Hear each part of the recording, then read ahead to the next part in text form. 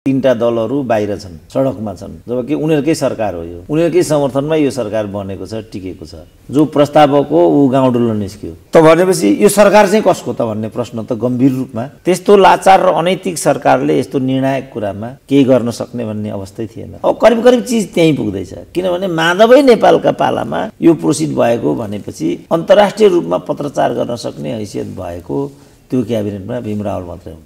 ती जम्मै कुरा बाहिर आउनु जरुरी छ। अहिले चाहिँ हामी खालि हचुवामै एमसीसी गर्ने अथवा एमसीसी नगर्ने भन्नेमा छौँ। यो गर्ने एक अपराधीहरूको बेनकाब हुनु जरुरी छ। गठबन्धनभित्र यो कुरा किन उठ्दैन? चित्रबहादुरहरू किन यो कुरा उठाउँदैनन्?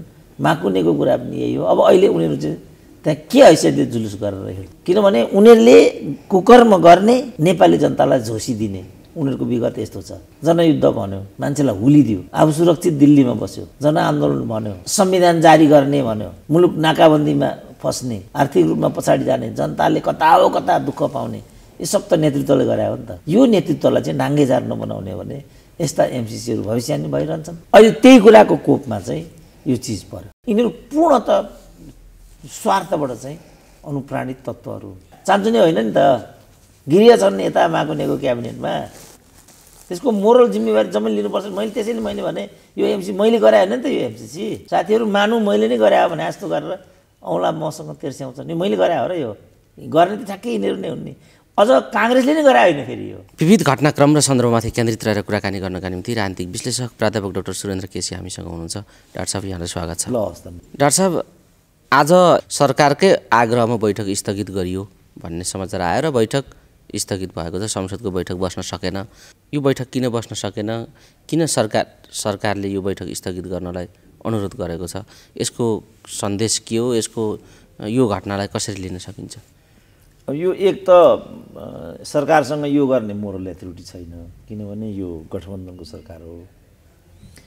गठबन्धनको कमन मिनिमम प्रोग्राममा एमसीसी छैन। अर्को गठबन्धनका जे सहयोगी दलहरू हुन्, ती सहयोगी दलहरूको पनि बेग्ला बेग्लै मत छ। त्यस्तो बेलामा यो प्रस्तावभन्दा पहिला गठबन्धनको भविष्य र अस्तित्वमाथि विचार विमर्श गर्नु अपरिहार्य छ। मलाई लाग्छ यति कुरा त शेरबहादुर पनि बुझ्छन्, अथवा शेरबहादुरलाई बोक्ने मान्छेहरूले बुझेका हुनाले सायद सम्झाए कि उनीहरूलाई यो कुरा। त्यसपछि उनी यो ठाउँमा उभिन बाध्य भए जस्तो मलाई लाग्छ।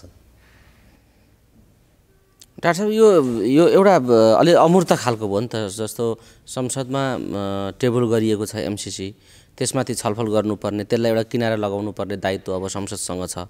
अब गठबन्धन एमसीसीको विरुद्धमा छ। गठबन्धनमा आबद्ध दलहरू सडक आन्दोलनमा निस्केका छन्, विशेषतः माओवादी, एकीकृत समाजवादी, चित्रबहादुर केसीजीहरूको जनमोर्चा, उहाँहरू सडक सङ्घर्षमा पनि हुनुहुन्छ। भनेपछि अब यो किनारा नलगाइकन यत्तिकै चलिरहने सम्भावना छ त? बैठक स्थगित गर्दै समय टार्दै गुजार्दै गर्ने स्थिति रहन्छ? त्यही त मैले भने मोरल एथोरिटी नै भएन यो सरकारलाई।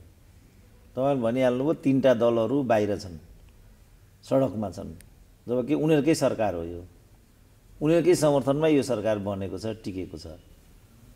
अनि उनीहरू नै विरुद्धमा भइसकेपछि अब प्राविधिक दृष्टिकोणबाट हेरियो भने पनि आजको प्रक्रिया अगाडि बढ्ने सम्भावना थिएन, किनभने सभामुखले जारी गरेको सूचनामा त्यो टेबल गर्ने प्रस्तावक चाहिँ अर्थमन्त्री थिए।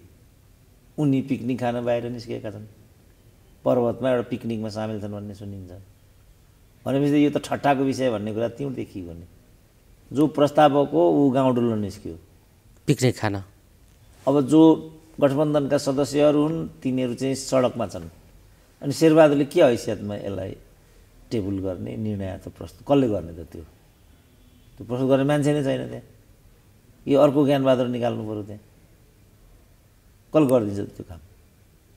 सभामुख उल्टो छन्, उनले त्यो पढेरै सुनाउँदैनन्। अन्त कसरी यो मुभ हुन्छ त? भनेपछि यो के प्रचण्डकै अर्को राजनीति हो? यो आजको बैठक स्थगित अर्थमन्त्रीलाई उता पठाइदिएर यतापट्टिको बैठक अलपत्र पारिदिएको हो प्रचण्डले? यो सब त प्रचण्डको अन्तर्गतै छ, त्यसमा दुई मत भएन। तर वास्तवमा एमसीसी त गठबन्धनको एजेन्डा होइन। यो त जबरजस्ती नेपाली काङ्ग्रेसको नेतृत्व र प्रधानमन्त्री यसमा बढी लागेको भन्ने कुरा त क्लियर छ, किनभने एमसिसी कुनै यो गठबन्धन सरकारको कार्यक्रमै होइन। त्यस कारण पहिला गठबन्धनलाई चाहिँ विघटन गर्नुपर्छ पहिला, अनि मात्रै यस्तो हरकत गर्न पाइन्छ। यसको प्रस्ताव नै गलत छ। यसमा आज बैठक स्थगित हुनुको पछाडि यो कसको इन्ट्रेस्टले काम गरेको हो त? यो प्रचण्डको बढी यसमा स्वार्थ जोडिएर अरू मिलाउनु पर्ने भएकाले हो कि, शेरबहादुरले गर्दा हो कि, नेकपा एमालेको अनिर्णयी भूमिकाले गर्दा हो कि, कस्तो खालको भूमिकाले यो स्थगित भयो आज? होइन, प्रचण्डको त प्रष्ट छ। अब आजबाट त प्रचण्डको कुरा प्रष्ट कसरी भयो भने यो जुन बानेश्वरको नाराबाजी र भेला इत्यादि हो, त्यसमा माओवादीले स्पष्ट आफ्नो अस्तित्व त्यहाँ सो गर्यो, देखायो। माओवादी केन्द्रले पार्टीको उपस्थिति देखायो, सडकमा स्पष्ट देखायो उसले। त भनेपछि यो सरकार चाहिँ कसको त भन्ने प्रश्न त गम्भीर रूपमा उत्पन्न भयो। जहाँसम्म यो परिवेश निर्माण कुरा छ, यो शेरबहादुर आफ्नै कुकर्मले फन्दामा पर्दै गरेको स्थिति हो। किनभने एक त उनले प्रधानमन्त्री हुनको लागि जुन असैद्धान्तिक गठबन्धन गरे प्रचण्डसँग, त्यो उनको त्यो साह्रै ठुलो भुल थियो त्यो। किन उनले यो गरिरहनु आवश्यकै थिएन। वामपन्थीहरूको अकर्मण्यता र असक्षमता, विघटनकारी प्रवृत्तिको उनको राजनीतिक लाभ नेपाली काङ्ग्रेस बाहेक अरूलाई हुनेवाला नै थिएन। तर उनलाई प्रधानमन्त्री हुन हतार भयो। मातृकाले भनेकै छ कि यो सरकार भनेको चाहिँ हामीले बनाएको, प्रचण्डले बनाइदिएको सरकार हो। यही सत्य हो नि त। 60वटा सिट छ काङ्ग्रेसको। अनि त्यस्तो ल्याङ्ग्राले यत्रो विवादास्पद जो प्रोजेक्ट हो त्यो कसरी पारित गर्न सक्दैन थियो। तर उनले त्यो कुरा देखेनन्। जबरजस्तीभन्दा अर्को यसको बाटो छैन। त्यो भनेको चाहिँ कोत पर्व हुने कुरा हो। अब भित्र माइनोरिटीको सरकार छ, त्यसभित्रको सङ्गठनका महत्त्वपूर्ण हिस्साहरू बाहिर सडकमा नाराबाजी गरिरहेका छन् कि सङ्कटकाल लगाएर यो सब गर्नु पर्यो, सेना उतार्नु पर्यो, अनि यो प्रोसिड हुने त कुनै सम्भावना थिएन। डाक्टर साहब, अब के हुन्छ त? यो गठबन्धन यसरी नै जान्छ, संसद यस्तै गरी अब विघटनको दिशामा जान्छ, अर्को निर्वाचनको बाटोमा जान्छ, या यो गठबन्धन टुटेर अर्को सरकार बन्छ र यसले अर्को कोर्स लिन्छ? के हुन्छ होला अब यो परिस्थिति बताइदिनुहोस्। अब पहिलो सम्भावना त शेरबहादुरले प्रचण्ड समक्ष आत्मसमर्पण गर्ने नै छ। किनभने यो सरकार देउपाको पनि होइन, काङ्ग्रेसको पनि होइन, प्रचण्डको हो। मैले पहिल्यै भनेको छ। त्यस्तो लाचार र अनैतिक सरकारले यस्तो निर्णायक कुरामा केही गर्न सक्ने भन्ने अवस्थै थिएन। दुर्भाग्य यति पनि बुझेन काङ्ग्रेसले। त्यहाँ चाहिँ भर्खरै शेरबहादुरलाई छुट्टी गरिदिएको मात्रै भए पनि काङ्ग्रेसले नयाँ तरिकाले चिजलाई प्रस्तुत गर्न सक्थ्यो। अब त्यो पनि गरेन। शेरबहादुरले जे जति हरकत गरिरहेछन् यो 6 महिना, महाधिवेशनले त्यसलाई वैधता दिइदियो। यो सब गलत थियो नि त। डाक्टर साहब, अब यो एमसिसीको सवाललाई लिएर जसरी जनताहरूले असन्तुष्टि जाहेर गरेका छन्, जनतालाई यो मन परेको छैन भन्ने कुरा जसरी सडकमा देखियो, र पार्टीहरूको विभिन्न खालको विरोधाभासपूर्ण भूमिकाका बीच पनि प्रचण्ड, माधव नेपाल लगायतका राजनीतिक दलहरूलाई यो मन परेको छैन भन्ने कुरा उहाँहरूले पनि सिद्ध गर्नुभयो। अब यस्तो बेला माओवादीहरू र माधव नेपालजीहरू, प्रचण्डजीहरूले अलि फेस सेभिङ गर्न सकेको, तर देउबाले चाहिँ फेस सेभिङ गर्ने समेत एउटा अवसर पाउँदैनन् कि भन्ने खालको स्थिति पैदा भएको हो यो एमसिसीको सवालमा। अब उपरी रूपमा हेर्दाखेरि त हो, वस्तु त त्यस्तो होइन। किनभने यसका कर्ताहरू शेरबहादुर होइनन्। अब अहिले बाबुरामको ट्विट पछि के कुरा बाहिर आएको छ भने यो प्रोसिड गरेको बाबुरामले होइन, माकुने र झलनाथले थियो। त्यो कुरा बाहिर आइरहेछ। यस्ताले कसरी फेस सेभिङ गर्न सक्छन्? मैले मेरो फेस सेफ छ भन्दैमा मेरो फेस सेफ हुँदैन। कसैले भन्ने गर्थ्यो नि, उत्तेजनामा आएर साडी उचालेर मुख छोप्न खोज्दा तलको भाग देखिन्छ भने जस्तो भइरहेछ। अब सबैभन्दा अहिले एमसिसीको विरुद्धमा झलनाथ आएका छन्, माधव कुमार नेपाल आएका छन्।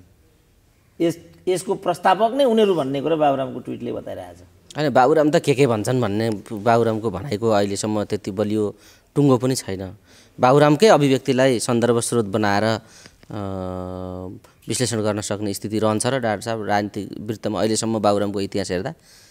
कहिले बुढी गण्डकीमा यति भने, कहिले के भने प्रमाण दिन्छु भने, आफै जनयुद्ध गरेँ, आर्किटेक्ट नै मै हुँ भने, अहिले मधेसवादीमा पुगेका छन्, फेरि पार्टी फुट्ने स्थिति छ, अनेक भइरहेछ। बाबुरामले के भनेर के गरे भन्ने कुरा पनि नेपाली राजनीतिको सन्दर्भ सामग्री हुन्छ। अब तर यसमा उनले तात्विक कुरा भनेको छ के भने गठबन्धन तोडेर भए पनि एमसिसी गर्नुपर्छ भनेको छ। वास्तवमा यो गठबन्धनभित्र रहेरै प्रचण्डहरूले यो हरकत गर्नु वा शेरबहादुरहरूले यो जबरजस्ती गर्नुले त गठबन्धनको हैसियत र अस्तित्व नरहेको भन्ने कुरा त तिनै बाबुरामले भने त्यो त जायज छ। फेरि यो त एकदम जायज छ, कङ्क्रिटली भनेको छ नि त्यो कुरा। त्यस कारण बाबुराम भन्ने बित्तिकै काम नलाग्ने मात्रै कुरा गर्छन् भन्नु पनि आफैमा अन्यायपूर्ण हुन्छ। बाबुराम गए गुज्रेका नेतामध्ये एक हुन् भन्ने त मेरो पनि मत छ। तर गए गुज्रेकाले सही कुरा भन्दैन भन्नु पनि फेरि अतिवाद हुन्छ नि त। कहिलेकाहीँ गए गुज्रेकाले पनि कमजोरले पनि भीष्म पितामहलाई नहराइकन महाभारतको युद्ध सकिनेवाला थिएन। तर भीष्म पितामहको चाहिँ इच्छा मरण थियो, कसैले पनि उनलाई हराउन सक्दैन थियो। पाण्डवहरू गएर सोधे, पितामह तपाईँलाई हराउने के उपाय छ? अब भीष्म पितामहको चाहिँ उत्तिकै स्याम्पेथी थियो, कौरव होस् पाण्डव होस्। विशेष अनुराग उनको पाण्डव पुत्रहरूप्रति थियो, किनभने उनीहरूमाथि अन्याय भएको छ, दुर्योधन दुष्ट छ भन्ने कुरा भीष्म पितामहलाई थाहा थियो। एउटै उपायले मात्रै म हार्न सक्छु। त्यो उपाय के हो त भीष्म पितामहलाई सोद्धा उनले भने रथको अगाडिपट्टि शिखण्डीलाई ल्याएर उभ्याइदियो भने मैले नपुंसकसँग युद्ध लड्नु हुँदैन, त्यस्तो बेलामा म हतियार बिसाउँछु, म हार्छु। त्यही शिखण्डीलाई त्यहाँ उभ्याइयो, महाभारतको युद्ध सिद्धियो। शिखण्डी पनि कति महत्त्वपूर्ण भयो त। त्यसकारण सबै मानिसहरूको यथास्थानमा औचित्य अर्थ हुन्छ। यहाँ चाहिँ बाबुरामको अर्थलाई भनाइलाई अर्थपूर्ण रूपमा लिनुपर्ने देखेँ मैले। किनभने म खोजी गरिरहेको थिएँ त्यो पात्र जसले यो एमसिसीलाई अगाडि बढाइरहेको छ। र मैले यो पनि भनेको थिएँ, एक दिन यस्तो पनि आयो भने मलाई अचम्म हुने छैन। जुन दिन एमसिसीलाई लेखिएको एउटा कागजपत्रको हस्ताक्षरकर्ता भीम रावल भइदिएको भए त्यो मलाई अनौठो हुँदैन भनेको थिएँ मैले। अब करिब करिब चिज त्यहीँ पुग्दैछ। किनभने माधवै नेपालका पालामा यो प्रोसिड भएको भनेपछि अन्तर्राष्ट्रिय रूपमा पत्रचार गर्न सक्ने हैसियत भएको त्यो क्याबिनेटमा भीम रावल मात्रै हुन्। त भनेपछि यसमा कुन पात्रले के गरेको छ भन्ने कुरा अहम महत्त्वको हुन्छ। ती जम्मै कुरा बाहिर आउनु जरुरी छ।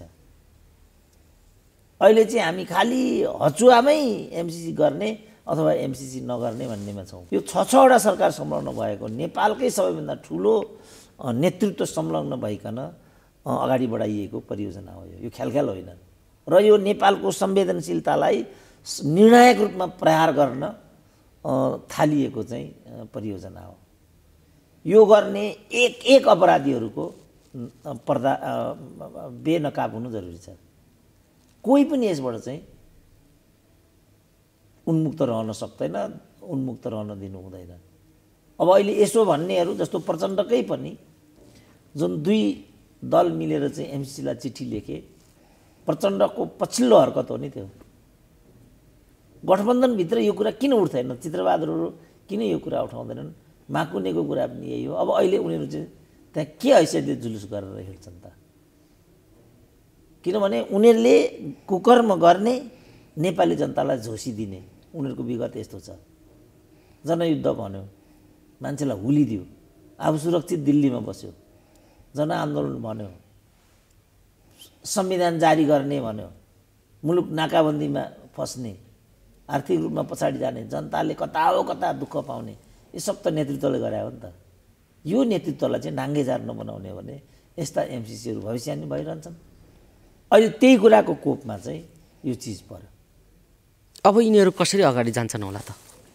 मैले भने यिनीहरूले सडकमा त ठुलो एउटा आन्दोलनको स्थिति, द्वन्द्वको स्थिति त प्रचण्डहरू, माधवहरू सबैले खडा गरेका छन्। यसमा जनता यो एमसिसी ठिक छैन भनेर आएका जनताहरू, स्वस्फूर्त आएका जनताहरू त आफ्नो ठाउँमा छँदैछन्, तर यसमा राजनीतिकरण गर्दै त्यो जनतालाई पनि आफूसँगै डोर्याउँदै आन्दोलनको परिस्थिति परिवेश तयार गर्ने कुरामा त माओवादी त सांस्कृतिक आन्दोलनदेखि लिएर सबै कुराले माओवादी आन्दोलनमा सडकमा पुगेको, सडकलाई आफूले लिड गरेको जस्तो देखिन्छ माओवादी पङ्क्तिले। भनेपछि अब देउबाका अगाडि कस्ता चुनौतीहरू छन् र यो गठबन्धन सरकार या अबको राजनीतिमा यिनीहरू कसरी अगाडि बढ्ने सम्भावनाहरू छन् भन्ने कुरा मैले डाक्टर साहबसँग सोधिरहेको छु। होइन, देउपाले त मैले भने कि प्रचण्डसँग सरेन्डर गर्नुपर्छ कि अर्ली इलेक्सनमा जानुपर्छ, कुनै अर्को यसमा उपाय छैन। यही अवस्थामा न एमसिसी हुनसक्छ न राजनीतिले निकास पाउँछ, दुइटै कुरा हुन सक्दैन। अब यसलाई कसरी लिन्छन् त शेरबहादुरले, त्यसमा डिपेन्ड गर्छ। किनभने आखिरी शेरबहादुरलाई त्यहाँ मुखिया बनाएको त यिनीहरूले नै हो। अब पूर्णतः यिनीहरूलाई निषेध गरेर अगाडि जान सक्ने स्थिति पनि म शेरबहादुरको देख्दिनँ। अब एमसिसीलाई निर्णायक प्रस्तुत नगरिकन त्यही अवस्थामा छोडेर निर्वाचनमा जान सक्ने सम्भावना रहन्छ। होइन, अब उपाय नभएपछि त, किनभने उनीहरू सजिलै कम्युनिस्टले गर्न दिएनन् भनी थालिसकेको छ त शेरबहादुरले। 7 सालदेखि नै हामीलाई बदनाम गर्ने तत्त्व हो यो कम्युनिस्ट भन्ने। कहिले दिल्ली सम्झौता भन्यो, कहिले के भन्यो, जहिले हामीलाई यसले बदनाम गर्यो, दुःख मात्रै दियो, यस्तो भनेको छ नि त उसले। अब पछिल्लो पटक त उनकै गल्ती छ, किनभने कि कमन मिनिमममा एमसिसी राख्नु पर्थ्यो, बा प्रधानमन्त्री भइदिनु पर्यो हजुर, भइदिनु पर्यो हजुर भन्ने त यिनै थिए। त्यो बेला जमलात गरेर उहाँलाई प्रधानमन्त्री बनाएको त फेरि प्रचण्डजीहरूले यिनीहरूले नै हो। त्यही बेला उनले चाहिँ यस्ता यस्ता चाहिँ चुनौतीहरू आउँछन्, ती चुनौतीमा तपाईँहरूको के हुन्छ, अन्यथा मलाई प्रधानमन्त्री बन्नुको कुनै पनि अर्थ हुँदैन भनिदिएको भए यो नैतिक सङ्कट उनले बिहोर्नु पर्ने थिएन। तर उनी अब के कारण हो प्रधानमन्त्री हुन तत्पर भए। अब अहिले त प्रष्टै कारण छ कि दबाब चर्को पर्यो, एमसिसी प्रकरण बजारमा ल्यायो। यो गठबन्धनका भन्नेहरूले चाहिँ फेरि यो कमन मिनिमम प्रोग्राममा हुँदै नभएको चिज किन यसरी ल्याएको भन्ने प्रश्न पनि उठाउन सकेनन्। मलाई अचम्म लाग्यो। जस्तो यो 2 घटकले पत्रचार गरे नि, यो पनि त घात हो नि त, गठबन्धनभित्रको बेइमानी हो नि, यो पाइँदैन नि यस्तो। उहाँहरूको भित्री सहमतिमै त्यो लेखिएको थियो कि बाहिर नभनेको हो कि? यहाँ त भित्रभित्र अनेक हुँदो रहेछ नि त।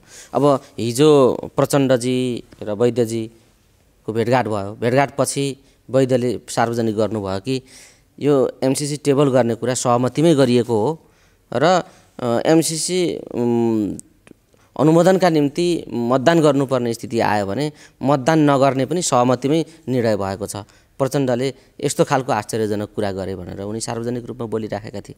अब टेबल भएको बेलुका लगत्तै प्रचण्डले फेरि यो चाहिँ जबरजस्ती हाम्रो विरोध हुँदाहुँदै यस्तो गरियो भनेर सामाजिक सञ्जालमा चाहिँ स्ट्याटस लेखे। भनेपछि अब प्रचण्ड अझै के गर्दैछन् भन्ने कुराको भर छैन भन्ने खालका अभिव्यक्ति चाहिँ उहाँले पनि सार्वजनिक गर्नुभएको थियो। भनेपछि अब उहाँको कस्तो भूमिका रहिराखेको छ, कसरी हेर्दै हुनुहुन्छ डाक्टर साहब? होइन, उनको त प्रश्न छ। उनले सबै अब सडकमा त आन्दोलन फेरि उठाइदिए फेरि माओवादीहरूले नै। सबै मोर्चा खुला गर्ने चाहिँ प्रचण्डको हिजैदेखिको रणनीति रहिआएको पाउँछौँ हामी। जस्तो उनले चाहिँ सेनासँग पनि कुनै न कुनै, राजासँग पनि कुनै न कुनै, विदेशसँग पनि कुनै न कुनै, माधव कुमार नेपालसँग त हाम्रो हटलाइन थियो उनले भनेकै छ। झलनाथलाई प्रधानमन्त्री नै बनाए, पार्टीको अध्यक्ष उनले नै बनाएको, वामदेव त उनकै के भन्ने अब भक्त हुन्। कोही मान्छे मात्रै न पङ्गालेर बसेका छन् प्रचण्डसँग, त्यो त हामी देखिरहेछौँ। सबै प्रहरीका चाहिँ आइजीहरूलाई उनले सांसद बनाएको छ देखिरहेछौँ, बडा हाकिमहरूलाई सभासद बनाए, कर्नेल, सेनाका कर्नेलहरूलाई उनले चाहिँ टिकट दिए, सम्पूर्ण त उनले गरि नै रहेछन् त यो हो प्रचण्डको कार्यशैली। त यसलाई नबुझ्नु शेरबहादुरको चाहिँ कस्तो कुरा हो भन्ने प्रश्न हुन्छ यहाँ। अब अहिले जे जति हामीले यहाँ प्रश्न उठाइरहेछौँ यसको जवाफदेहिता, यसको उत्तर दिनुपर्ने ठाउँ भनेको त शेरबहादुर हो नि त। अझ मैले भाइले भनिरहेको कुरामा एउटा महत्त्वपूर्ण कुरा मैले त्यहाँ सुनिनँ। प्रचण्डले त के भनेको छ भनेर सोसियल मिडियामा आएको छ भनेदेखि अन्यथा उनीहरू चाहिँ सभामुखलाई हटाउनेपट्टि थिए। त्यो पद बचाइराख्न पनि मैले दर्ताको लागि तत्पर हुनु पर्यो भनेको छ। अब मोहन वैद्यको जहाँसम्म प्रचण्डसँगको भेटघाटको कुरा हो, सबैभन्दा राम्रो वे आउट त्यही नै हो वास्तवमा। मैले यो कुरा चाहिँ आज भने होइन, फेरि यो गर है, यस्तो नगर, आपस्तमा नलड तिमीहरू, आपस्तमा सहमति बनाऊ न। यस्तो गर्नुको सट्टा प्रचण्डकामै जानु, अन्य घटकहरूको बिचमा चाहिँ सहकार्य गरेर एउटा वे आउट निकाल्नु। एमसिसीमा नो भन्ने नै वास्तवमा महत्त्व हो भने हामी एमसिसी गर्ने गरी गठबन्धनको सरकारमा बस्न सक्दैनौँ। हामी छुटौँ भनेर बाहिर त कुरा सिद्धिहाल्यो नि। शेरबहादुरले एक्लै के गर्न सक्छन्? अब मध्यावधिमा जानु पर्यो होइन, अनि चुनावी गठबन्धन गर्नु, अगाडि बढ्नु, सिद्धिहाल्यो नि त। यसबाट के बुझिन्छ भनेदेखि प्रचण्डले यो शेरबहादुरलाई अक्करमा पारेर आफू प्रधानमन्त्री हुने चलखेल छ उनको यसभित्र। यसको कुनै अर्को अर्थ आउँदैन। अनि आफू प्रधानमन्त्री हुने, केपी ओलीले त त्यो भनेको पनि छ, म प्रधानमन्त्री हुँदा एमसिसीलाई उनले प्रोसिडै हुन दिएनन् र अमेरिकनहरूसँग के भने मेरो पालामा म यो गराउँछु भने, र यो भयो भने पनि अनौठो हुँदैन भने यसको कोपमा हामी किन पर्ने भन्ने मेरो चाहिँ तर्क यो छ। यिनीहरूले जे पनि गर्छन्, किनभने यो सब गरेको यिनीहरूले नै हो। अब अहिले हुँदा यो चिज चाहिँ झलनाथको पालामा सूत्रपात भएको, माकुनेको पालामा सूत्रपात भएको, झलनाथले यसलाई अगाडि बढाएको, थर्ड स्टेजमा मात्रै बाबुरामले यसलाई प्रोसिड गरेको भन्ने कुरा बाहिर आयो। अब यसलाई अन्तिम रूप अमेरिकामा गएर दिनेमा फेरि परराष्ट्र मन्त्रीको रूपमा महरा छन् र सबै सरकारहरू यसमा चाहिँ सामेल छन्। के को लागि झगडा भइरहेको त यो नेपाली जनताले बुझेको छ त यो। मेरो चाहिँ त्यो हामीले ठिकसँग बुझ्नुपर्ने यहाँ कहाँ के भएको छ भनेर। कतिले त्यही कारण मलाई चाहिँ एमसिसी बारेमा अस्पष्ट विचारहरू राखेको भन्ने लगायतका आरोपहरू पनि गरे। मैले चाहिँ यो नबुझिकन अरू बुझिँदैन भन्ने अभिप्रायले यो कुरा मैले भनेको थिएँ। अब यो कुरा त आयो नि, अहिले आएर बाबुरामले त भने कि यसको सुरुवातकर्ता चाहिँ माकुने हुन्। भनेपछि त्यो क्याबिनेटमा त भीमराव गृहमन्त्री छन्, जो ओलीको क्याबिनेटमा 1 अरब 4 करोड रुपियाँ एकपल्ट निकासा भएको छ भनेका छन् युवराज खतिवडाले। तिम्रै क्याबिनेटबाट चाहिँ यस्तो भएको छ, अहिले एमसिसी कुरा हामीलाई मात्रै भन्ने तिमीलाई नैतिक अधिकार हुन्छ त भन्ने प्रश्नको जवाफमा भीमरावले त्यो बैठकको दिन म थिइनँ भनेका छन्। अब यसमा चाहिँ के भन्छन् त, कि बाबुराम जे पनि बोल्ने हुन्, बाबुरामले भनेको कुरा आधिकारिक हुँदैन भनेर अगाडि बढ्छन् कि त्यस्तो बेलामा बाबुरामले चाहिँ डकुमेन्ट नै निकालिदियो भने के हुन्छ त भने एकको पोल खोल्नु जरुरी छ। यसमा जनता जवाफदेही छैन नि। जनता त्यहाँ आएर कराउनु पर्ने, टाउको फुटाउनु पर्ने, दिदीबहिनीहरूले कुटे खानुपर्ने, निर्दोष मान्छेले कुटे खानुपर्ने, अनि प्रमुख प्रतिपक्षको नेताले चाहिँ ती कुटे खानेले नै पुलिसलाई कुटेको भनेर फेरि बथख्वाइ खप्नुपर्ने, यो अवस्था छैन नि त। पुलिसलाई पनि यो गरेको होला मैले माने, तर त्यो त नतिजा हो नि त। भिड पुलिसलाई कुट्न कहाँ जान्छ त? सारा सबै कुराको बेइमानी जति नेतृत्वले गर्ने, कुटाइ सर्वसाधारण जनताले खानुपर्ने, अनि ढाल चाहिँ पुलिस हुने, यो कर्म यिनीहरूले गरिआए त। ल सही कुराको लागि हो भनेदेखि केही पनि छैन। जनयुद्ध भयो, कयौँ मान्छेले ज्यान छोडे, सम्पूर्ण कुरा भयो। यिनीहरू आतङ्ककारी हुन्, कुटी सिद्ध्याउनुपर्छ भन्थे शेरबहादुरहरू। हामी खबरदार भन्नेमा थियौँ नि त। अब अहिले त उनीहरूको त शेरबहादुरसँग घाँटी जोड्नुपर्ने रहेछ भन्ने यस्तालाई ढाल बन्न नसक्ने भन्नुपर्ने अवस्थै छैन। मैले भनेको चाहिँ यो। त्यसकारण यो सबै कुराको हिसाब किताब नगरेको प्रस्तुति र भनाइको त्यत्रो सान्दर्भिकता हुँदैन। हाम्रो ठाउँ चाहिँ यहाँ छ। जहाँसम्म यिनीहरूको कुरा छ, यिनीहरू त अवसरवादी पनि जे पनि गर्न सक्छन्। अब यो जे पनि गर्न सक्छन् भन्ने कुराको सङ्केत चाहिँ देउबा ओलीले पनि दिइराखेका छन्। किनभने अहिले संसद भवनभित्रै देउबा र ओलीको बैठक बसो भन्ने कुरा पनि आयो, बाहिर सार्वजनिक भएको छ। उहाँहरू बैठक बस्नु भएको छ। अब संसदभित्र अल्पमतमा पर्ने डरले नै देउबाले आजको बैठक स्थगित गराउनु भयो भन्ने खालको अर्को कुरा पनि छ। भनेपछि अब समीकरण जुन अहिलेको गठबन्धन छ 5 दलीय गठबन्धन यो तोडिने तर्फको सङ्केत र ओली देउवा एक हुने सम्भावना चाहिँ कति छ? यी बैठकहरूले त त्यतातिर पनि सङ्केत गरिराखेको छ। दिनरात बालकोट धाउने काम पनि भइराखेको छ, सरकारका मन्त्रीहरू वरपर गरिराखेका छन्। यी समग्र प्रक्रियालाई हेर्दा अब काङ्ग्रेस र एमाले एक ठाउँ आएर यो कुरालाई अगाडि बढाउने सम्भावना कतिको छ डाक्टर साहब? होइन, यो भेटघाटले त्यतातिर इङ्गित गर्दैन, बरु परिस्थितिले चाहिँ त्यतातिर इङ्गित गर्छ। किनभने अनिर्णयको बन्दी कहिलेसम्म बनिरहने, एक गठबन्धनमा बसेर प्रतिपक्षीय भूमिका खेल्नेको नैतिक हैसियत के बन्छ भोलि? 2 सैनिक मुख्यालयहरू गएका छन् प्रधानमन्त्री, तत्पर भएर बस्नुपर्छ भन्ने निर्देशन त्यहाँ गएको छ। अब अन्तर्राष्ट्रिय समुदायले पनि सब कुरा हेरिरहेछ, उता युक्रेनमाथि चाहिँ रसियाले हमला गरिसक्यो, त्यसले स्थितिलाई चाहिँ सङ्गीन बनाउँछ। यो दुईजनाको भेटघाटले बनाउँदैन, किन यो त यस्तो भयो भेटघाट त यिनीहरू गरिरहेको हुन्छन्। अब त्यहाँ अहिले यिनले चाहिँ ओलीसँग भेटघाट गर्छन्, भरे 7 बजे फेरि प्रचण्डसँग गर्छन्, भोलि बिहानै खाँड फेरि खुमलटार पुग्छन्। यसको के अर्थ हुन्छ र? हामीलाई त नतिजा चाहियो, ऱ्यासनल चाहियो। के ऱ्यासनल हो? एमसिसीको के ऱ्यासनल हो? यो अहिलेको सडक प्रदर्शनको के ऱ्यासनल हो? गठबन्धनको के ऱ्यासनल हो? उता चाहिँ प्रधान न्यायाधीश विरुद्ध महाअभियोग लगाइएको छ, त्यसको संवैधानिक मर्म के? यिनीहरूको हातको खेलौना हो संविधान भनेको? यसबाट के बुझियो भने यिनीहरू पूर्णतः स्वार्थबाट चाहिँ अनुप्राणित तत्त्वहरू। यो देश, जनता, नेपाली जनता, नेपाल राष्ट्रसँग सम्बन्धित भन्ने कुरा यहाँ कहीँ केही पनि छैन। यस्तो रैफाँडो यिनीहरूले कहिलेसम्म गर्न पाउँछन् भन्ने कुरा हो चाहिँ हो। यो कसले कहाँ भेट्यो भेटेन भन्ने कुरा केही पनि अर्थ छैन। जस्तो समीकरण तोडेर उहाँहरूको एउटा सरकार बनाएर अनि एमसिसी गर्ने कुराको भूमिका त देउबाजी त लागिराख्नु भएको छ नि त, जसरी पनि एमसिसी गर्नुपर्ने उहाँको बाध्यता छ। यो के को बाध्यता हो त्यो उहाँले प्रश्न पार्न सक्नु भएको छैन। भोलि नेपाली काङ्ग्रेसले यसको जवाब देला नदेला त्यो अर्कै कुरा हो, तर उहाँ जसरी पनि एमसिसी गर्नुपर्ने काङ्ग्रेसको एकसूत्रीय कार्यक्रम हो र देउबाजी त्यसमा लाग्नु भएको छ। अब त्यो लाग्ने सिलसिलामा उहाँलाई एमाले चाहिएको छ। एमाले यसमा पस्छ कि पस्दैन? अहिलेको एमालेको भूमिका हेर्दा के देखिन्छ? पस्न पनि सक्छ, किनभने त्यसरी नै एमालेलाई सत्ताबाट बाहिर गरिएको छ। र अहिले के सुनिएको छ भने जो प्रादेशिक सरकारहरू छन्, प्रादेशिक सबै सरकारहरू पनि ढल्नुपर्छ र काङ्ग्रेस एमालेको गठबन्धन हुनुपर्छ। केन्द्रमा चाहिँ स्पिकरलाई हटाइनुपर्छ, त्यहाँ महन्त ठाकुरलाई ल्याइनुपर्छ र सत्ता साझेदारी बदल्नुपर्छ। समग्र राजनीतिको मुखौडो नै चेन्ज गरिनुपर्छ।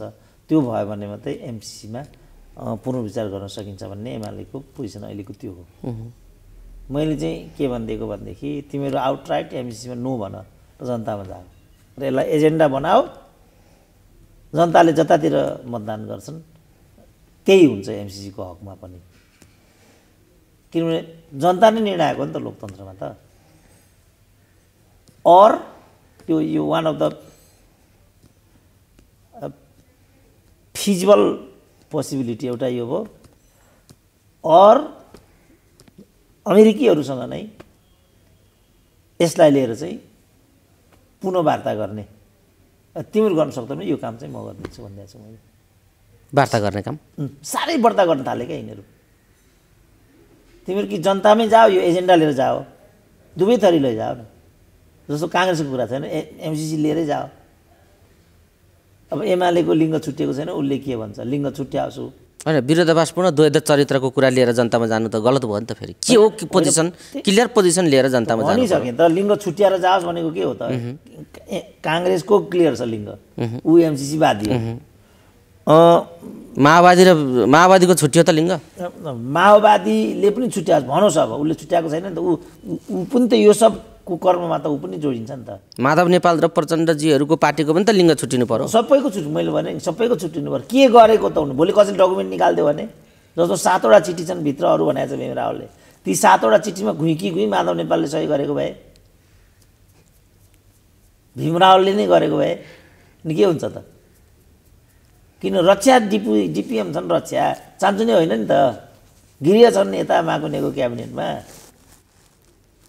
त्यहाँ नपुगिकन अन्त अघि बढो भन्ने कुरा त कल्पना गर्न सकिँदैन। अनि त्यसको मोरल जिम्मेवारी जम्मै लिनुपर्छ। त्यसैले मैले भने यो एमसिसी मैले गरे होइन नि त। यो एमसिसी साथीहरू मानु मैले नै गरे भने जस्तो गरेर औँला मसँग तेर्स्याउँछ नि मैले गरे हो र यो गर्ने त ठ्याक्कै यिनीहरू नै हुन् नि अझ काङ्ग्रेसले नै गरायो होइन फेरि यो तर काङ्ग्रेस चाहिँ मैले गरेको कि मैले गरेको भन्छ किन काङ्ग्रेसलाई यो किन यस्तो होइन उसले त त्यस्तो भनेको छैन उसले त इभन रामकुमारी झाँक्रीले भनेको छ यो त विरासतमा आएको चिज हो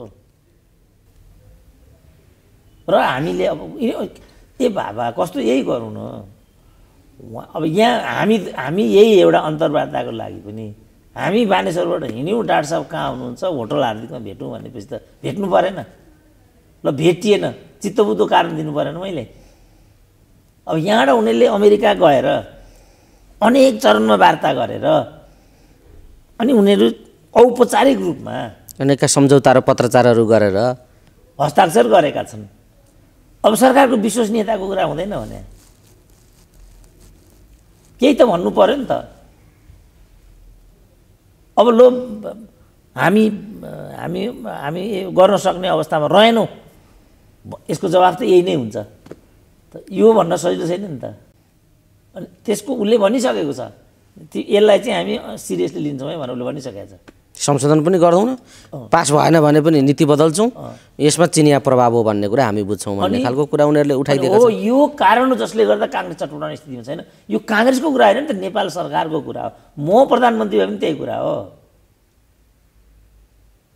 चिट पसिना आइहाल्छ नि त त्यसकारण यो ठाउँमा यो राज्यलाई पुर्याउने को हुन् ती मान्छे नङ्गिनु जरुरी छ र राज्यबाट तिनीहरूलाई असान्दर्भिक बनाइदिनु अनिवार्य छ भोलिको लागि कुरा यति गम्भीर छ यिनीहरू केटाकेटी खेलाडी जस्तो गर्छ एउटा पिकनिक खान हिँडिरहेछ अर्को सडकमा आन्दोलन जोसिदिरहेछ कसरी हुन्छ आफूमा ढुङ्गा हानाहानको स्थिति पैदा भएको छ नेपाली आफू सडकमा आएर पुलिसलाई अर्काले पुलिसले अर्कालाई ढुङ्गा हानेर मार्ने काम त भइराखेको छ यो त पुलिस पनि कुटे खान लागेको होइन जनता पनि कुटे खान दिदी बहिनीसम्म कुटिरहेछन् यिनीहरूले अनि के को लागि त यो डाक्टर साहब यो एउटा पाटो भयो सँगसँगै अब यो विभिन्न यसले अन्तर्राष्ट्रिय स्थिति बहस शक्ति केन्द्रहरूको एउटा विवादको विषय बनाइदिएको छ एमसिसी नेपालको एमसिसीले अहिले अमेरिका पनि यसबारे संवेदनशील छ चीन पनि संवेदनशील भएर अभिव्यक्ति दिइराखेको छ यो कस्तो खालको हो यो सहयोग अल्टिमेटम दिएर लिनुपर्ने खालको यो कस्तो खालको चाहिँ सहयोग हो उपहार हो भन्ने खालका यस्ता टीका टिप्पणीहरू कूटनीतिक वृत्तमा अन्तर्राष्ट्रिय छिमेकीहरूले गर्न सुरु गरेका छन् यसले अन्तर्राष्ट्रिय चासोको विषय पैदा गरेको छ सँगसँगै अहिले रुस र युक्रेन बीचको द्वन्द्वको कुराले पनि निकै गहिरो सन्देश दिइराखेको छ र अब एउटा द्वन्द्वको स्थितिबाट विश्व गुज्रनु पर्ने स्थिति हो कि भन्ने खालका आकलनहरू मान्छेहरूले त्यो त्रासका चिन्ताहरू व्यक्त गरेको देखिन्छ यो रुस र युक्रेनको द्वन्द्वले कस्तो सन्देश दिएको छ र हाम्रामा उठेको शक्ति राष्ट्रहरू बीचको यो एमसिसीले उत्पन्न गरेको विषयले कस्तो खालको स्थिति लिन सक्छ के भन्नुहुन्छ डाक्टर साहब यो विषय अलिकति रुस र युक्रेनको अनि एमसिसी र चाइनाको एउटै कुरा हो ठ्याक्कै युक्रेन पनि रसाकै पाटो हो म बुझ्दिनँ के कारणले यस्तो थियो भने के कारणले सोभियतले चाहिँ युक्रेन छोड्यो त्यो कुरा म बुझ्दिनँ अहिले पनि उसलाई मोह थियो युक्रेनसँग भने आखिर त रुसले छोड्न नचाहेको भए त 14-15वटा गणराज्यहरू गए नि त्यहाँ त स्वेच्छाले छोडिदिएको हो नि त उसले अब अहिले युक्रेनको कुरालाई चाहिँ उसले बढी प्राथमिकतामा दिइराखेको छ यो बुझिन्छ कि रणनीतिक अर्थ छ युक्रेनको किनभने म 4 वर्ष पहिला एउटा प्रेजेन्टेसनलाई लिएर मलेसियन युनिभर्सिटीको प्रोग्राममा म पुगेको थिएँ त्यहाँ पनि युक्रेनीहरू एग्रेसिभली बोल्थे रुसीहरूको विरुद्धमा तिमीहरू किन यति बढी एग्रेसिभ छौ रुसको विरुद्धमा भनेर मैले भन्दा अब के त्यहाँ हस्तक्षेप छ रुसको भन्ने कुरा तपाईँलाई थाहा छैन त्यसकारण तपाईँलाई यस्तो लाग्छ तर हामी एकदमै अप्ठ्यारो अवस्थामा छौँ भन्थे अब 4 वर्षपछि अहिले त्यो कुरा चाहिँ यस रूपमा आइराखेको छ रुसलाई योभन्दा बढी ठेल्न पेल्न सकिँदैन यो बुझ्नुपर्छ अमेरिकाले पनि र युक्रेनले चाहिँ न्याटोको बुई चढेर पंगा लिन खोजेको परिणाम हो यो अब यहाँ अब एमसिसीलाई टेकेर चाइनालाई पिरोल्ने अन्तर्वस्तु छ एमसिसी भित्र यो महँगो पर्छ नेपाललाई जहाँसम्म चीनको कुरा छ उसले त यो भन्ने हैसियत राख्दैन किनभने ढिलो भयो उसले हामीलाई उत्तरतिर एकदमै पिरोलेको छ फेरि धेरै दुःख पाएका छन् हाम्रा उत्तरका नागरिकहरूले। ऐतिहासिक र सांस्कृतिक रूपमा हामी जसरी दक्षिणसँग जोडिएका छौँ, उत्तरतर्फ पनि त्यसरी नै जोडिएका छौँ। हाम्रो वैवाहिकता, हाम्रो आदान प्रदान, चरिचरण एक प्रकार एक प्रकार सीमाहीन तरिकाले हामी जोडिएका छौँ। अब अहिले उसले त्यो सबलाई चाहिँ स्ट्रिक्टली रोकिदिएको छ। प्लस नेपाली जो शासकहरू अकर्मण्य छन्, उनीहरू अपरिपक्व छन् भन्ने कुरा सबैभन्दा बढी कसैलाई थाहा छ भने त्यो चीनलाई नै थाहा छ। तर यो 2-3 वर्ष यो सन्दर्भमा उसले केही पनि भूमिका खेलेन। यो राम्रो हुँदैन, सुरुकै दिनमा भनिदिनु पर्थ्यो। उसले चाहिँ 11th आवरमा आएर मात्रै यो कुरा भनेको सन्देश काहीँ न काहीँ प्रभावित भएको भन्ने लागिरहेछ मलाई। तर यो ढिलो भइसक्यो। त्यसकारण यिनीहरूको बुतामा म केही पनि देख्दिनँ। त्यसकारण मैले यिनीहरूलाई चुनौती दिइदिएको, बरु यो एकचोटि ट्याकल गरिदिन्छु। यसरी राज्यलाई असरल छोड्नु हुँदैन र जरैबाट यो जे भएको छ यसको सिंहावलोकन गरेर यसको एउटा वे आउट अन्तर्राष्ट्रिय सूत्रहरू प्रयोग गरेर, किनभने यिनीहरूले एक ठाउँ मात्रै यस्तो गरेनन् नि। अब 72 सालको संविधानमा यस्तै गरे, नाकाबन्दी आइलाग्यो। भारत चाहिँ फुकी बदला लिनेपट्टि छ र यो संविधानले काम गर्दैन भने देखाउनको लागि यो सबै गरिरहेछ। उसको यो इन्ट्रेस्ट अहिले पनि काहीँ न काहीँ भारतको इन्ट्रेस्ट पनि भन्ने कुरा छ। यही भित्रबाट समष्टिमा ऊ के देखाउन चाहन्छ भने यो सबै समस्याको जड चाहिँ अहिलेको संविधान हो। ऊ यो देखाउन चाहन्छ र यो संविधान अपरिपक्व तरिकाले ल्याउने मान्छेहरू फेरि यिनीहरू नै हुन्। प्लस यो एमसिसी गर्ने पनि फेरि यिनीहरू नै हुन्। अनि यस बापत हामीले दण्डित हुनुपर्ने, पटक पटक हामीले नाकाबन्दी बेहोर्नु पर्ने, हामीले दुर्व्यवहार बेहोर्नु पर्ने, हामीले पीडा बेहोर्नु पर्ने, यिनीहरू कुकर्म गर्ने अनि हामी पीडित हुनुपर्ने, नङ्गाउनु पर्दैन यिनीहरूलाई, नाङ्गे झार पार्नुपर्छ यिनीहरूलाई। किनभने यो सब समस्याको जड यो असक्षम नेतृत्व हो। यो नेतृत्व बदल्नै पर्छ। हामीले असक्षम नेतृत्वलाई भरण पोषण पालन पोषण गरेर राख्नु हाम्रो पनि कायरता हुन्छ, अकर्मण्यता हुन्छ।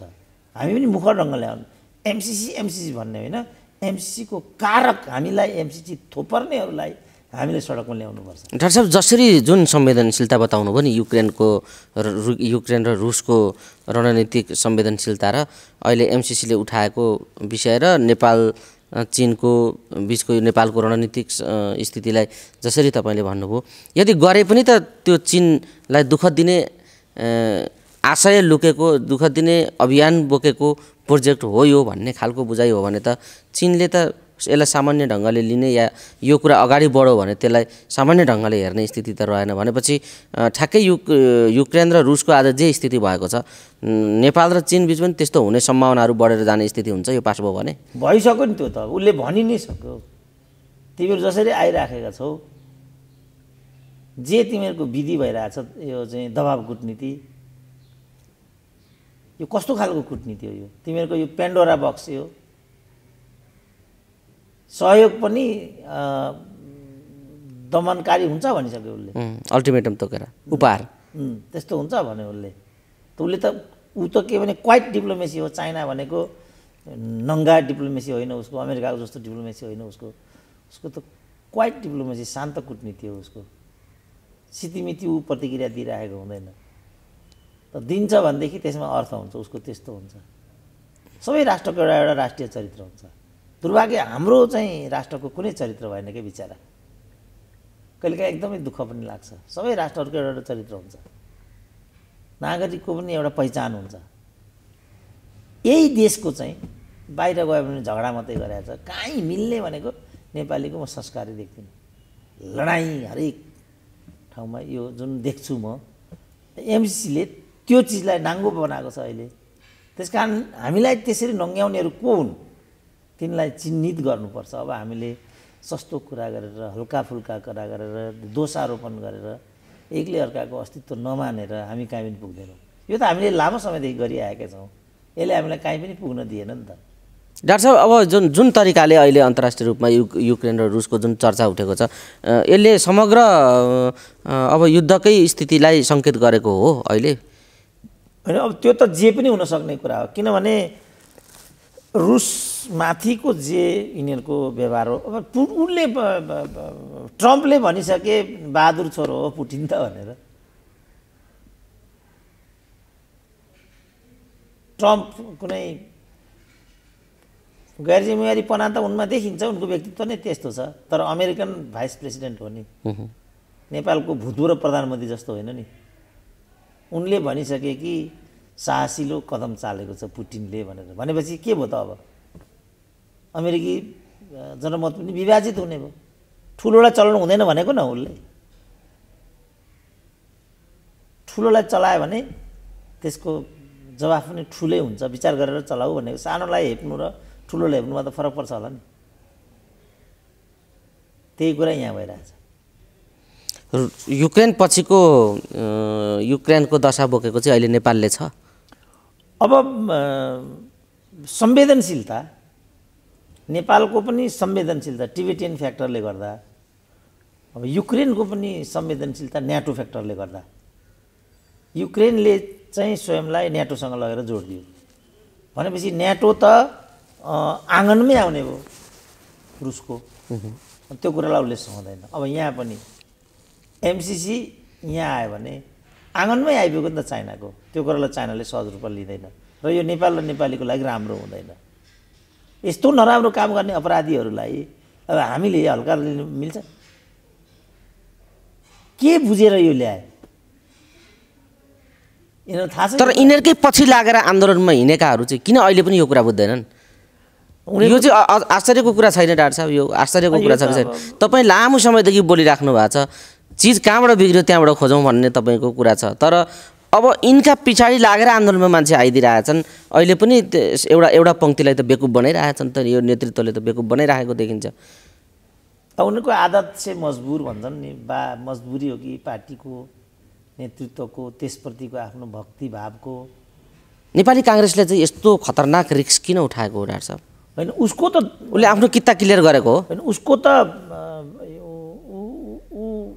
त्यो पनि भन्न सकियो। उसको त उसको अन्तर्राष्ट्रिय जुन एउटा प्रतिबद्धता हो त्यसको अनुकूल छ नि त यो। होइन, यो सिङ्गो राष्ट्रलाई नै यस्तो खालको अप्ठ्यारो आउँदा नेपाली काङ्ग्रेसलाई चाहिँ अप्ठ्यारो आउँदैन यो? होइन, उसले यस्तो रिस्क किन उठायो काङ्ग्रेसले? त्यो चाहिँ कस्तो हुन्छ भनेदेखि हामी कसैको दृष्टिकोणमा हाम्रो राष्ट्रियताको चुनौती चाइना हो, कसैको दृष्टिकोणमा भारत हो भने चाहिँ अहिले कसैका लागि अमेरिका हो, कसैका लागि चाहिँ चाइना हो, कसैका लागि अर्को हो। तपसिलका यस्ता विषयहरू मान्छेको बुझाइ त्यस्तो भएको। अब यो ठ्याक्कै सेट भएपछि स्वर्ग छ भनेपछि त एक थरी मान्छेको विचारमा त स्वर्ग छ। यहाँ दान दियो भने माथि बाबुले पाउँछ, यहाँ राम्रो खाट बाहुनलाई दियो भनेदेखि मेरो बाबुले उहाँ सुत्न पाउँछ। यो त साह्रै ठुलो भ्रम हो नि। तर हेरौँ त मान्छेले कसरी लुटाइरहेछ। एउटा मान्छेको 11वटा छोरी भए तै पनि छोरो खोजेर ऊ अर्की ल्याउने भन्दै थियो हिजो अस्ति मिडियामा देखिरहेको। के भन्ने त त्यसलाई? अब यसको केही दबाई छ त? किनभने पछि श्राद्ध गर्दैन छोराले, छोरीले त गर्दैनन्। दबाई छ? छोरो चाहिन्छ भनेर ऊ 11वटी छोरी र 2टी श्रीमती हुँदा फेरि अर्की थपेर पनि छोरो जन्माउने अभियानमा छु भन्थ्यो क्या डाक्टर साहब। ठ्याक्कै अब यो अमेरिका चाइना भन्ने कुरा त्यही हो। मान्छेको बुझाइ चाहिँ त्यस्तो भयो। केही उपाय छैन। अनि निकास त केही न केही होला नि त। यो सङ्कट हो, एउटा राष्ट्रिय सङ्कट आयो, यिनीहरूले ल्याए, हाम्रो राजनीतिले, हाम्रो नेतृत्वले, हामीले भरथेक गरेका मान्छेहरूले यस्तो कुरा लिएर आइदिए, नेपालीका थाप्लामा कालो बादल लाग्यो। तर पनि यसलाई हटाउने एउटा विधि त होला नि त, जुक्ति समाधान के हो? मैले धेरै पहिला यो भनिसकेको छु। बताउनुहोस् त यसको जुक्ति। यसलाई यिनीहरूले गिजोले ठुलो विषय बनाए। यो उनीहरूको स्वार्थन्दता र नादानीको अर्को दृष्टान्त हो यो। अन्यथा यसलाई थपक्क हाउसमा लानु, यस र नो गर्नु सिद्धिहाल्यो नि त। नेपाली जनताको जनमानसको आशंका र एमसिसी प्रतिको बुझाइ चाहना त अब त प्रष्ट भयो। यसलाई लिएर भित्र जानु र प्रतिनिधिहरूलाई अझ विपिन नलाग्ने भनेको छ अरे भन्ने म सुन्छु। कैयौँ कुराहरू उनीहरू चाहिँ मतदानद्वारा टुङ्ग्याउन सक्ने, महाकाली गर्न सक्ने, अनि एमसिसी किन गर्न सक्ने त?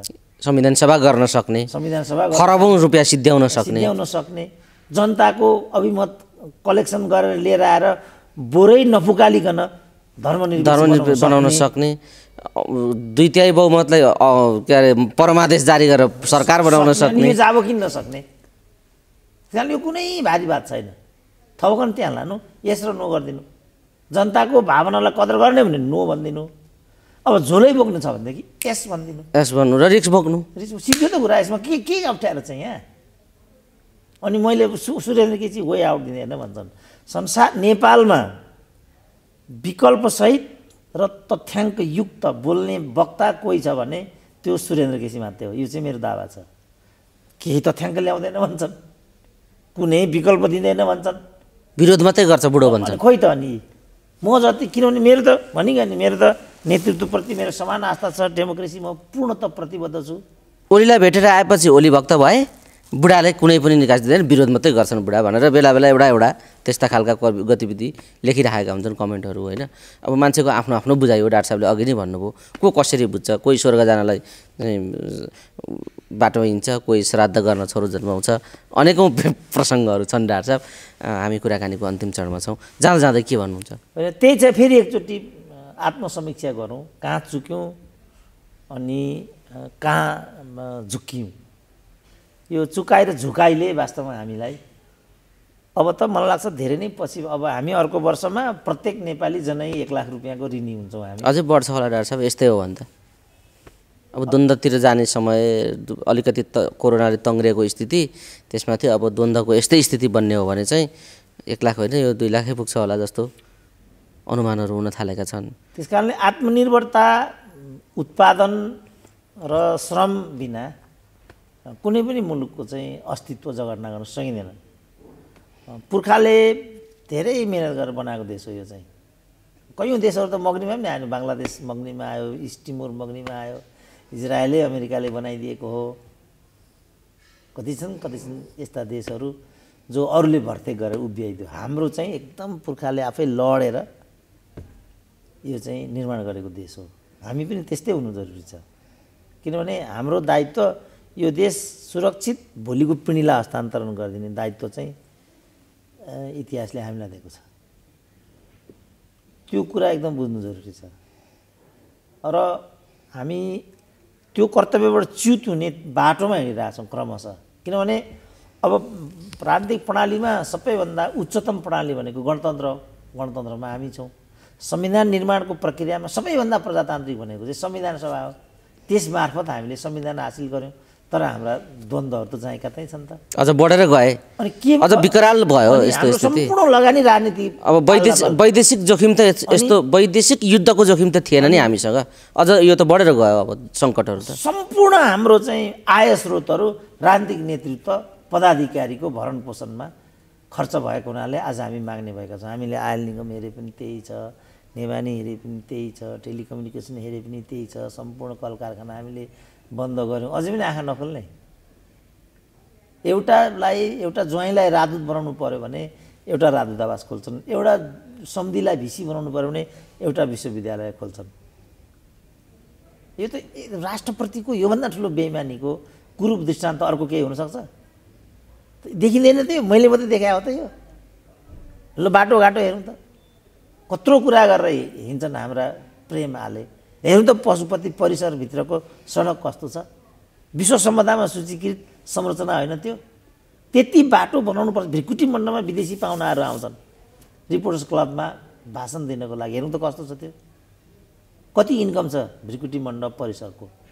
अनि त्यहाँको एउटा सडक पनि व्यवस्थित नगर्ने, त्यत्रो भुँडी लिएर हिँड्ने मन्त्रीले चाहिँ कुनै मान्छे हुन् त यिनीहरू? कुनै पूर्वाग्रह छ यसमा? त धेरै तल आयो नि त हामी। हाम्रो पहिचान नै फोरी भइसक्यो। यो सब कुरालाई हामीले चाहिँ समयमा समीक्षा गर्नुपर्छ। त्यो हो अहिलेको मुख्य कार्यभार, त्यो हो। एमसिसी त्यसभित्र पर्छ, किनभने एमसिसी एक दिनको बाई प्रोडक्ट होइन नि त। त्यस कारणले गम्भीर हुनुपर्ने भएको छ। मेरो त यही भनाइ छ कि हामी सबै गम्भीर हुनु जरुरी छ। सबैले आफ्नो दायित्वलाई हृदयङ्गम गर्नुपर्छ, कुनै अर्को विकल्प छैन।